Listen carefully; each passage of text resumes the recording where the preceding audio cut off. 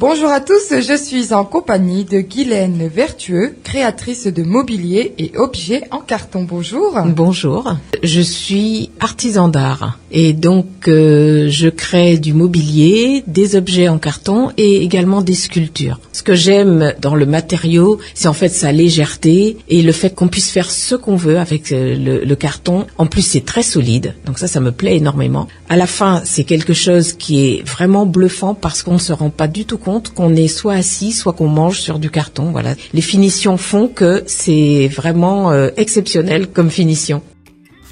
Un bon cutter et des cartons, voici les outils de travail de Guylaine Vertueux. Cette artiste crée du mobilier et des objets en carton. Des canapés, des tables, des tabourets, uniquement avec du carton, de la colle et de la peinture. Aujourd'hui, c'est un petit placard sur mesure pour cacher un compteur électrique.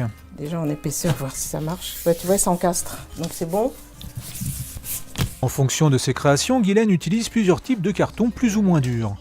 Mais le véritable secret pour faire un canapé ou un meuble solide, c'est le sens du carton. Voilà. Donc tu vois ici, on voit les cannelures. Tu vois, ça va être un sens du carton.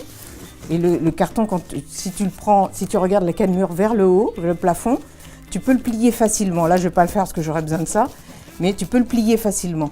Voilà. Or, quand tu prends le carton dans l'autre sens, tu vois, on ne voit pas la cannelure, tu vois. Et à ce moment-là, le carton, tu peux le mettre debout et sans problème, il sera déjà solide comme ça, tu vois. En jouant sur le sens et le nombre de couches, Guylaine réalise des meubles très résistants. Pour maîtriser cette matière aux propriétés particulières, Guylaine a suivi une formation. Après s'être essayée à la poterie, au dessin et même au bois, cette ancienne enseignante s'inscrit à un stage de fabrication de mobilier en carton.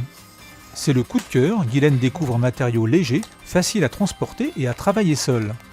Après son stage, elle réalise ses premières créations. Mes premiers meubles, en fait, ont été des sièges, des tabourets de bar. Donc, à mesure que je formais mes tabourets, mais j'étais épatée de voir que du carton qu'on trouve dans la rue, qu'on ramasse, qu'on jette d'habitude, qui servent d'emballage, eh ben on en fait des meubles et vraiment quelque chose de beau, quoi, et solide en plus, et léger. Ça m'a vraiment épatée. Et du coup, je suis restée dedans, tu vois.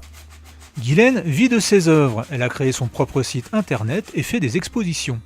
Artiste écolo dans l'âme, Guylaine a trouvé son support, un matériau récupérable, biodégradable et recyclable à l'infini.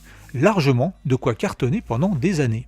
J'ai pu voir justement auparavant ce que vous avez donc effectué. C'est vraiment agréable. On peut faire des meubles, des armoires, des chaises, des fauteuils. Ah oui, de tout. Table à manger, bancs, chaises.